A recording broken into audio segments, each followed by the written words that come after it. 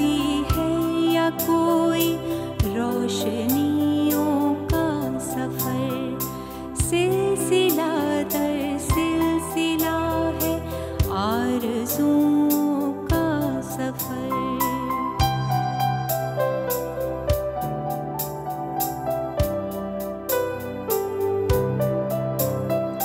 कितने मौसम आए ठहरे और पुकारे चल दिए, छोड़ कर तन्हा हमें किसके सहारे चल दिए।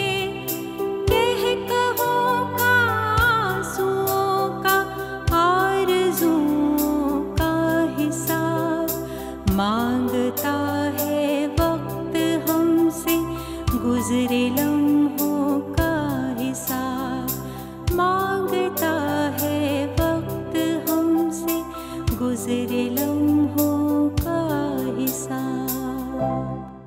नाज़रीन आदाब, माज़ी की लकीरें, भूले बिसरे चेहरे, ख़ाबिदा चरागों की मध्यम रोशनी और आज का ये खूबसूरत प्रोग्राम DD उर्दू की फ़ख्रिया पेशकश, तारीख़ी शऊर और आपके ज़ौक़ की तस्कीन के लिए एक अहम सिलसिला, एक अहम कोशिश, यादें।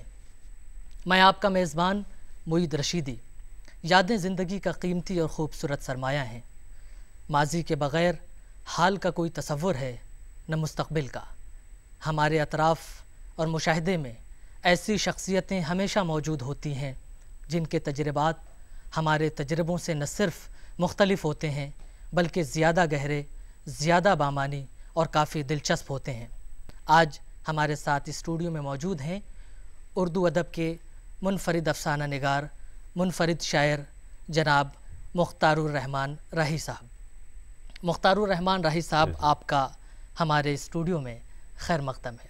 खुशतर साहब, आपके बड़े गहरे ताल्लुकात रहे खुशतर गिरामी से, हमारे नाज़रीन को आप वो देखिए साहब, ऐसा है कि जब मेरा पहला अफ़साना और अफ़साना नंबर में खुशतर गिरामी ने शाये किया तो मुझे उसे बुलाया। वहाँ ने 500 रुपये का 50 रुपये का चेक भेजा। सन 52-53 की बात है। उनमें 50 रुपये की अहमियत थी। वो क्या है आप अंदाज़ा लगा सकते हैं, लेकिन वो उस वक्त भी 50 रुपये की अहमियत थी। और मैंने चेक अपने ख़त के साथ दिया कि मुख्तारुर रहमान और मुख्तारुर रहमान राही के फ़न को ख़रीदा नहीं जा सकता, लिहाजा बात शुक्रिया का वापस की तरह। तो जहाँ हंगामा मचा हुआ था दिल्ली में, जब मैं आया कि यार ये कौन आदमी, मैं वहाँ पर उनके पास गया तो उस वक्त मेरी तस्वीर भी नहीं छपी थी जी, ना वो जानते थे। मैं खुद देख रहा था, कुछ लोग और भी मौजूद थे, इसमें कौसर चांदपुरी भी मौजूद थे, मशहूर शख्सियत थी और भी थे। और मुझे याद है तो गुलजार दैलवी भी थे। अच्छा, तब मलिक साहब मैं जब गुलजार साहब तो आज मुशायरों में पूरी दुनिया में मकबूल हैं बहुत। तो वो उस वक्त उठे, खड़े हुए। अब उनकी कुछ बातें बताऊं मैं आपको। बिल्कुल बिल्कुल। दूसरी मुलाकात के बाद इस वक्त तो ठीक है, उनसे तारुफ करा दिया कि साहब ये वो शख्स है, इसका मतलब पहले जिक्र हो चुका था। तो 15-20 मिनट हो गए, दोबारा जब मैं मिलने गया, अरे भाई चाय लाओ, घंटी बजाई।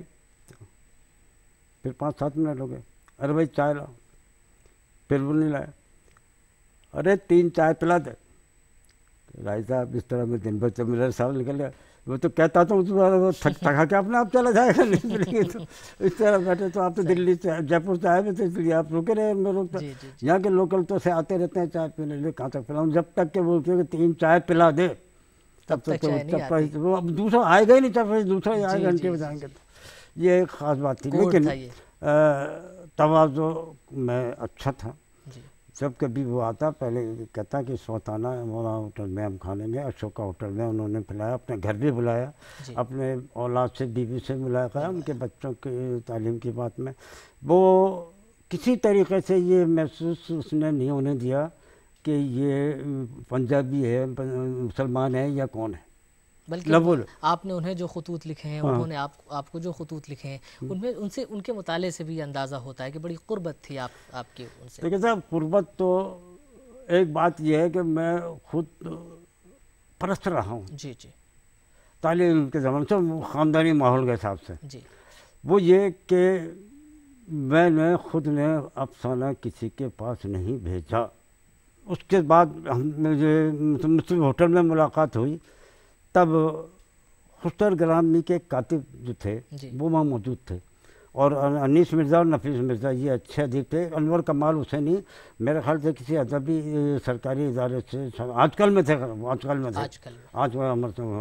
میرے خاص دوستوں میں سے یہاں پہ ہو کے رہ گئے. میں نے اپنے یہاں بھی دعوت کراتا تھا، وہاں بھی تھے، جے پور بھی آئے.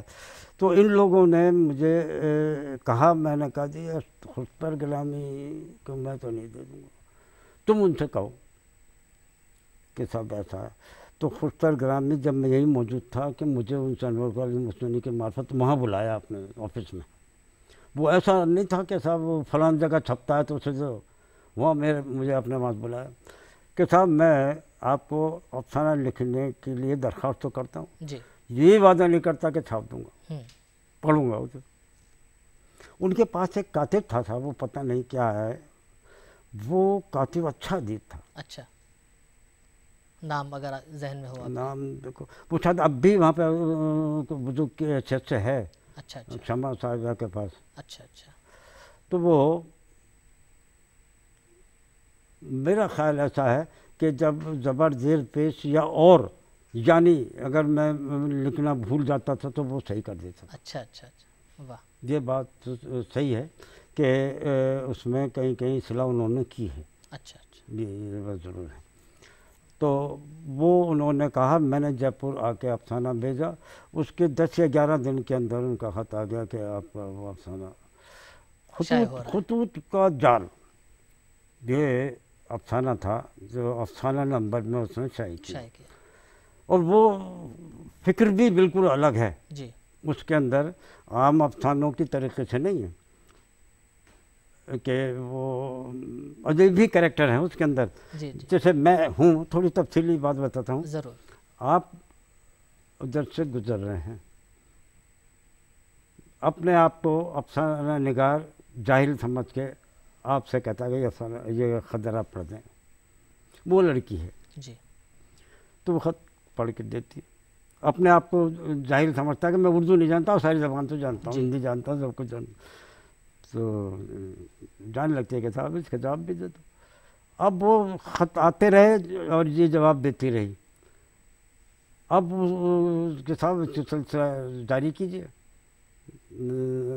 ازدواجیت کا کہ صاحب کوئی لڑکی نہیں ہے تو فرضی معاملہ شروع سے لے کے آخر تک آپ کو متوجہ کرنے کے لیے. تو خطوط کے جال کی بات یہ ہے کہ وہ کریکٹر ہی نہیں ہے، تیسرا کریکٹر جس کی طرف سے خط آ رہے تھے اور یہ جواب وہ لڑکی دے رہی تھی. وہ جو جواب یہ لکھایا کرتے تھے وہ اتنے، اب پڑھیں گے تب پتہ لگے گا کہ وہ کتنے جذباتی، حسیاتی اور تعلقاتی تھے. تو اس کو تو پہلا افسانہ جو چھپا میرا، وہ پہلا یہ افسانہ نمبر میں چھپا اور اس میں کافی اس کو تعریف، اس کے 50 روپے دیے. اب آپ اندازہ لگا لو کہ کیا ہے، لیکن وہ واپس کر دی. خیر، یہ تو آپ کا رویہ رہا ہے، ذہنی رویہ، آج بھی آپ کی زندگی میں یہ چیزیں بہت موجود ہیں. جے پور کا جب نام آتا ہے تو 2 شاعروں کا نام فوراً ذہن میں آ جاتا ہے، شمیم جے پوری اور حسرت جے پوری. دونوں سے آپ کے مراسم رہے ہیں، ذرا ان کے کچھ واقعات، شمیم جے پوری ان کی یادیں تازہ ہو جائیں. میرے ایک دوست ہیں، فلموں سے بھی سنیے میری بات سنیے. ایک دوست ہیں مشتاق احمد صاحب، راکیش جو ڈائریکٹر آل انڈیا ریڈیو جے پور تھے. تو شمیم جے پوری جے پور نہیں آ پا رہے تھے تو ان کے والد منظور احمد صاحب ادیب نے کہا یار اسے بلاؤ شمیم جے پوری. تو ایک مشاعرہ ہونے والا تھا، اس میں شمیم جے پوری کو بلوا لیا گیا دوردرشن آکاشوانی جے پور کی طرف سے. اب شمیم جے پوری کو لوگ اچھا شاعر مانتے ہیں اور میں انہیں بے بدل شاعر مانتا ہوں. ترنم بھی اچھا، لیکن اس کی زندگی کا ایک پہلو اور سنو. ضرور عنایت. کہ صاحب وہ دعوت کی منظور احمد صاحب نے میری، راکیش صاحب کی اور شمیم جے پوری کی. وہ تو دعوت کی بات ہے کہ تو گئے. اب ایک پتنگ اڑتی ہوئی آئی، شمیم جے پوری کی سر پہ گری، اٹھا لی. ایک برابر ایک اور سبزی والے بیٹھے بھی تھے، انہیں اسے نیبو دے دیا کہ یہ مجھے لے جاتے تھے. اب وہاں جا کے دعوت کے اندر نیبو جو کاٹ رہے ہیں تو کہ صاحب نیبو کی کیا بات ہے نیبو بھی ذائقہ ہی بدل دیا. لیکن ایک دفعہ شام کے ٹائم پہ جب ان کے گھر گئے تو سگریٹ وہ پیا کرتے تھے. اچھا. ماچس نہیں تھی. منظور صاحب سے کہا کہ صاحب ماچس کیا ماچس کا لگا پیے مت. تو اسٹول منگائی انہوں نے. اسٹول منگائی تو اونچے ہو گئے پستہ قد تھے جی. تو بلب جو جل رہا تھا اس سے سگریٹ منہ سے لگا کے پھر ضرور سلگا رہے تھے. یہ شمیم جے پوری کا کریکٹر یا تو ہمیں مذاق سنانے کے لیے بات کر رہے تھے یا ان کا اللہ پن. جی. کعبے سے بت کدے سے کبھی بزم و جام سے آواز دے رہا ہوں تجھے ہر مقام سے. شمیم جے پوری. شمیم جے پوری جے پور کا واحد شاعر تھا نوجوان شاعر میں اساتذوں کو چھوڑیے کہ بزموں میں خود کہتا تھا اور بڑے اس کی پیرار انداز بالکل الگ تھا. الگ بالکل انداز اور مشہور بھی تھا. ترنم بھی بہت اچھا تھا ان کا. بہت کافی یہ بھی وہاں بیٹھا کرتے تھے وہ جو ہمدرد. ہاں وہ کوئی بھی شاعر ادیب جے پور آئے گا تو ہمدرد دواخانے میں اگر وہ لوگ شاعروں سے ملنا چاہتا ہے تو کسی وقت بھی شام کے ٹائم میں نہیں سنڈے کو تو سب لوگ ہی آیا کرتے تھے وہاں بیٹھا کرتے تھے ملتے تھے. تو وہ شمیم جے پوری بھی مزاج کے اعتبار سے سخت تھے.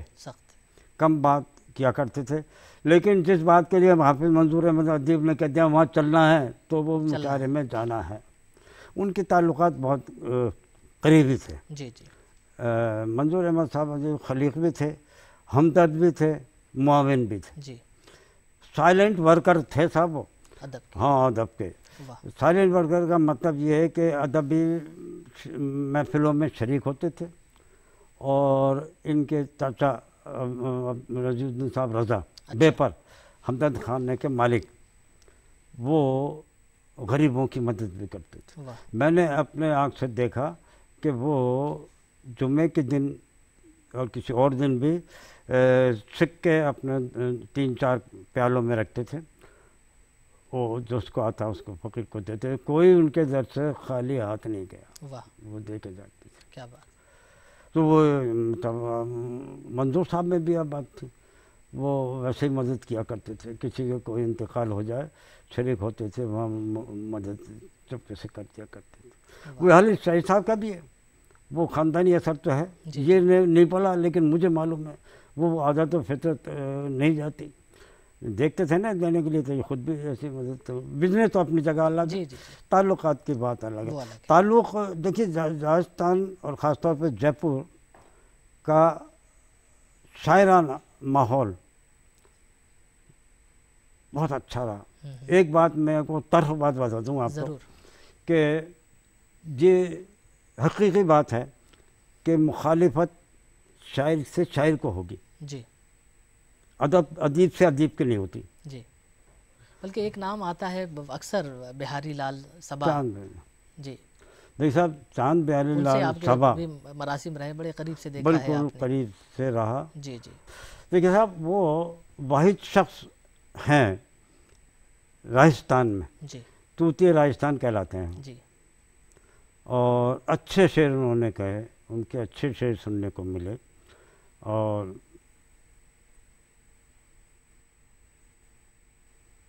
مذہبی اعتبار سے بھی لکھے. نعت بھی انہوں نے لکھی اور شعر بھی اچھے تھے. 12 مشاعرے کی آخری غزل ان کی ہوا کرتی تھی اساتذہ میں سے اور سب لوگ اساتذہ ان کی عزت کرتے تھے اور وہ بھی وزاداری میں تھے. وہ چست پاجامہ شیروانی اور صافہ. کیا بات. یہ بالکل منشی کے اعتبار سے تھے. لب و لہجہ اچھا تھا. بات چیت اچھی کرتے تھے. بلکہ بھی تو اس زبان کے خمیر میں ہے کہ ہندو مسلمان سکھ عیسائی سب بڑی یکجہتی کا ایک پہلو نظر آتا ہے ہمیں.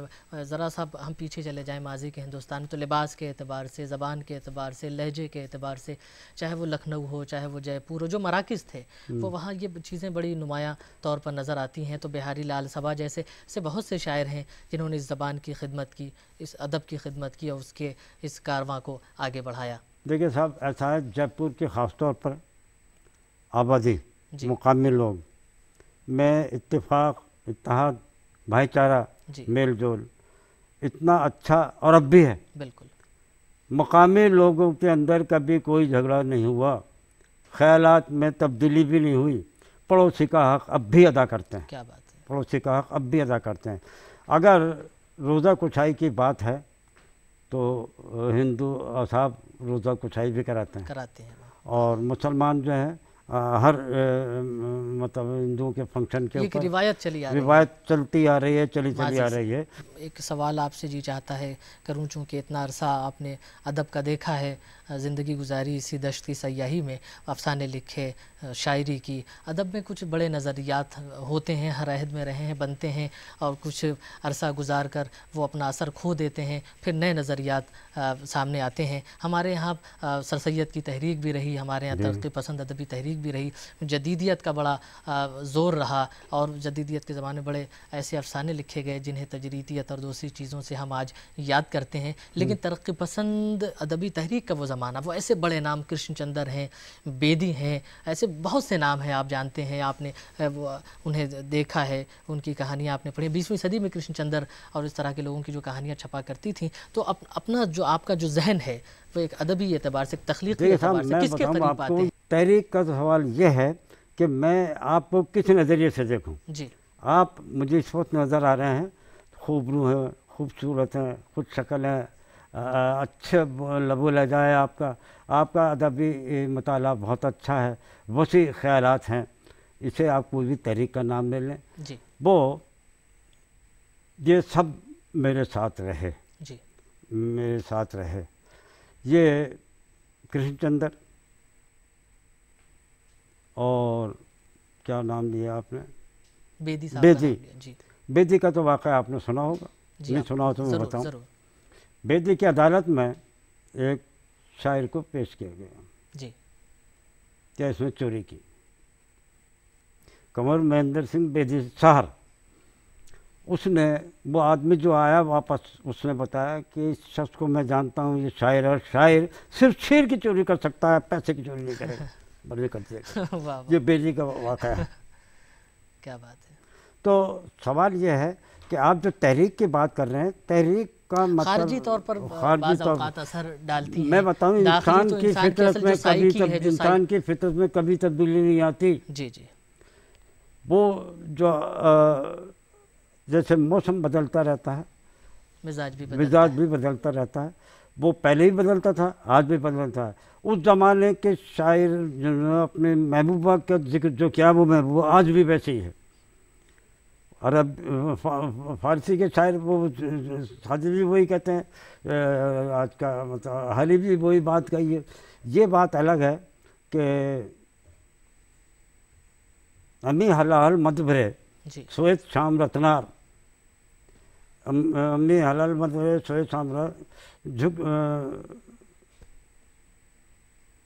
झुक पर जो ही चित्तवर्त एक बार। तो शायर ये कहता है, मज़ा बरसात का चाहो मेरी आंखों में यहाँ बैठो, सफ़ेदी है स्याही है शफ़क़ अब्र मारा। तो सवाल ये है कि जायसी जो बात कहेगा वो यहाँ का मलिक ज़ादा मंजूर अहमद क्या कहेगा। मलिक ज़ादा मंजूर अहमद से मेरे ताल्लुक़ात रहे हैं रिसाले के एतबार से। मैंने भी रिपोर्ट्स लिखी हैं, उन्होंने भी रिपोर्ट्स लिखी हैं शायरों की। बड़ा अच्छा आपने याद दिलाया मुझे कि हज का ज़माना, और ज़ाहिर है दुनिया के कोने कोने से लोग वहाँ पहुँचते हैं सआदत के लिए, हज के लिए, दुआ के लिए। तो आपको भी ये नसीब हुआ, ये फ़रीज़ा आप अदा करें और हर शख्स को अल्लाह ताला ये मौका अता करे। एक शायर की हैसियत से, एक अदीब की हैसियत से उस मकाम पर पहुँचकर आपने क्या महसूस किया? देखिए साहब, वहाँ जाकर अपने तासुरात जो पेश किए जी, वो बयान करता हूँ। बिल्कुल। तेरे दर पे आ गया हूँ लब्बैक कहते कहते, तेरे दर पे आ गया हूँ लब्बैक कहते कहते, बख्शिश भी चाहता हूँ लब्बैक कहते कहते। क्या बात है। तेरा घर यही है यार, अब तू भी यहीं कहीं है, मैं तुझको ढूंढता हूँ लब्बैक कहते कहते। मांगी थी जो दुआएं तेरे नबी ने अक्सर, वो सब मैं मांगता हूँ लब्बैक कहते कहते। بلکہ راہی صاحب اتنی گفتگو ہوئی آپ سے بچپن سے لے کر آج تک کے واقعات آپ نے جو آپ کو یاد آ رہے تھے، اہم واقعات آپ نے دہرائے. کوئی ایسا واقعہ، کوئی ایک واقعہ جو آپ کو لگتا ہے کہ اس پورے آپ کی زندگی کے سفر میں، آپ کے ادبی سفر میں کوئی ایک ایسا واقعہ ہو جسے آپ ہمارے ناظرین سے شیئر کرنا چاہتے ہوں، انہیں بتانا چاہتے ہوں، تو آپ ضرور شیئر کریں. دیکھیں صاحب، زندگی کی بات تو میں نے بتا دی کہ میں زندگی سے نہیں ڈرا. موت ہر وقت میرے سامنے رہی. اب بھی یہ سوچتا ہوں کہ صبح ہو یا نہ ہو تو وہ اپنا عمل تو میں کرتا ہوں. رہا ادبی ماحول کا، تو میں یہ عرض کرتا ہوں سب لوگوں سے کہ انسانیت اور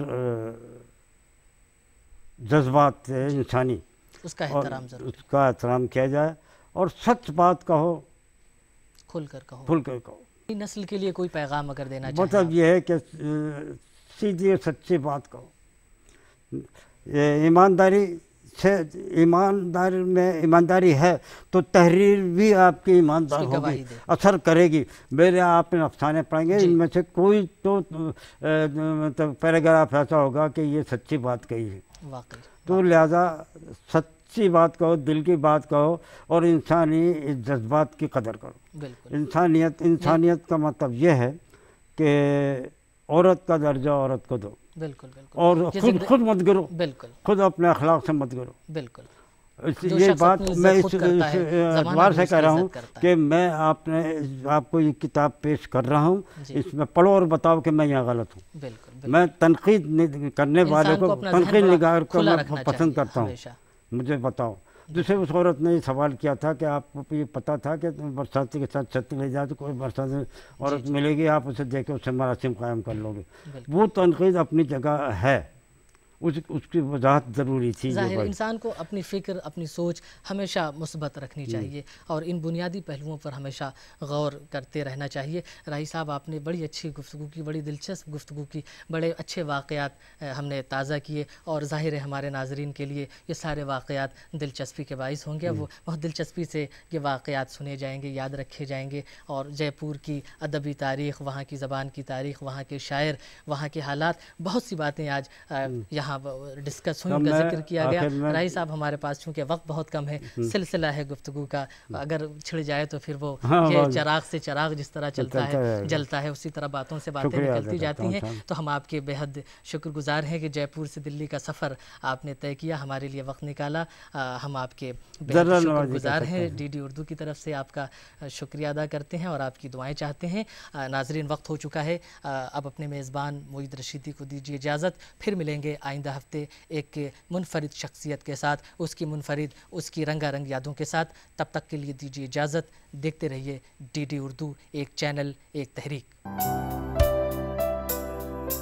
یاد ماضی ہے یا کوئی روشنیوں کا سفر، سلسلہ در سلسلہ ہے آرزوؤں کا سفر.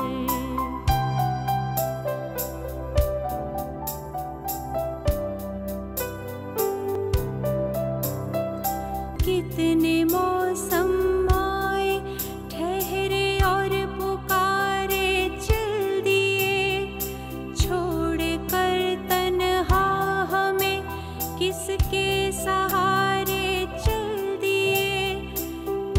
کہوں کا آنسوؤں کا، آرزوؤں کا حساب مانگتا ہے وقت ہم سے، گزرے لمحوں